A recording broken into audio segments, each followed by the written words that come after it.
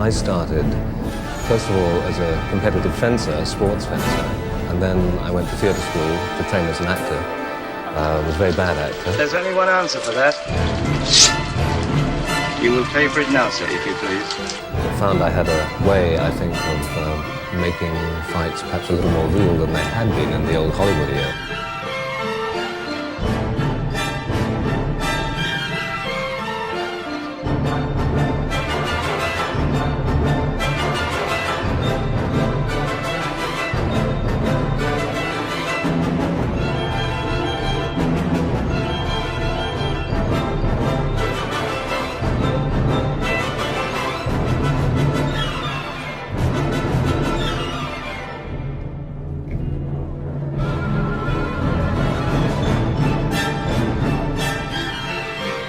If you're totally truthful to what actually happened in duels and so on, I think there'd be an awful lot of waiting, an awful lot of pausing, an awful lot of being careful.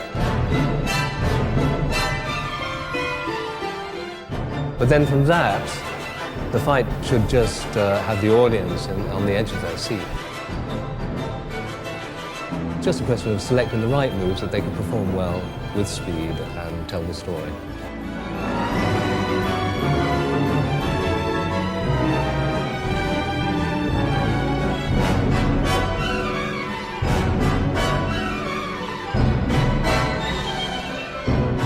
Nobody would believe the amount of work and effort that goes into choreographing a duel or a fight sequence.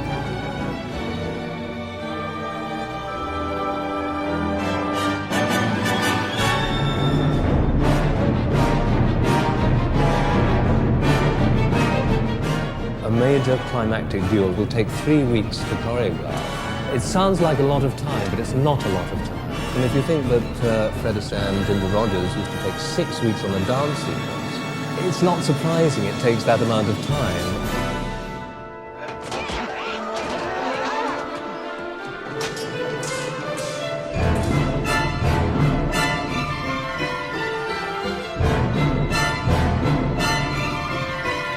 My skills are mostly based on the sport, pure fencing, which I then adapted for safety, because of course with the sport you're trying to hit somebody for real without being hit yourself.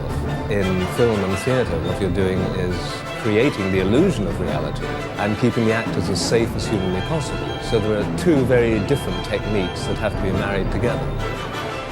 Very few people realize the amount of slow build-up, sometimes with actors who've never done it before in their lives, that is necessary to get them to a point where they can convince an audience that they really are going flat out for real. I would choreograph, say, a sequence a day. That's one sequence of about, let's say, 11 moves. Next day you would add the second sequence. Now you're going back over 2 sequences. The following day, a third sequence. Slowly, you're building up. At the end of the first week, you might begin to have a finished result.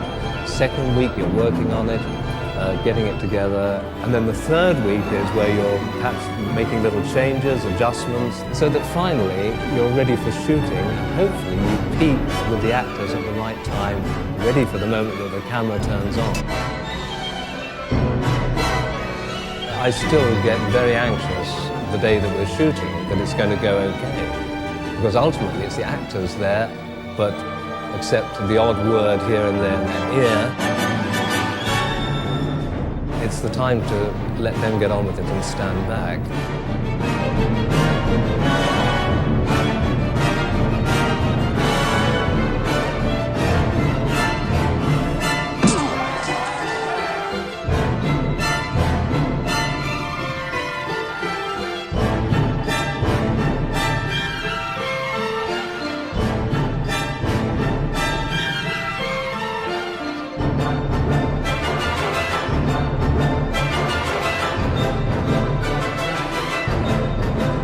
There's always an element of danger, because ultimately if it's not exciting and dramatic and real, that you do keep that danger between the characters, then you've got nothing.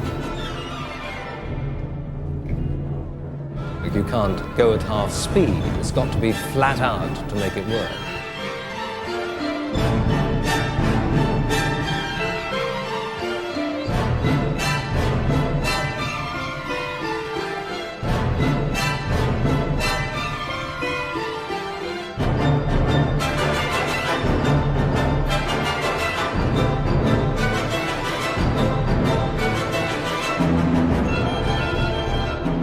hope that there's something inherent in the choreography that I do that is not simply the normal cinematic sword bashing that you see going around in most swashbuckling films. Every move is planned, and what I endeavor to do is never make two moves the same. If you watch the pattern of blades, you would see, if you slow motion it, there's very little repetition in terms of the movements.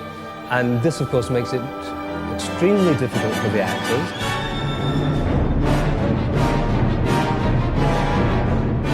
But I hope that the end result is worth the effort. And I hope I have a certain amount of wit to it as well.